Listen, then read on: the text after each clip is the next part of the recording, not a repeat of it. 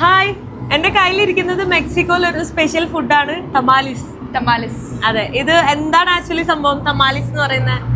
ഇത് നമ്മുടെ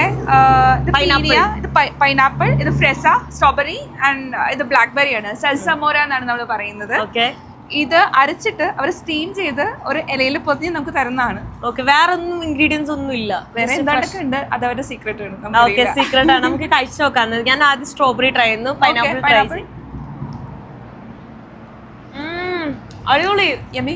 കേക്ക് പോലെ സ്റ്റീം ചെയ്തെടുത്തെങ്കിലും ശരിക്കും ഒരു സ്ട്രോബെറിന്റെ കേക്ക് കഴിക്കുന്ന പോലെയാ. എക്സാക്ട്ലി, നല്ല ടേസ്റ്റ് ആണ്. എനിക്ക് അടിപൊളി ടേസ്റ്റ്. ഇത് ബ്ലൂബെറി അല്ലേ?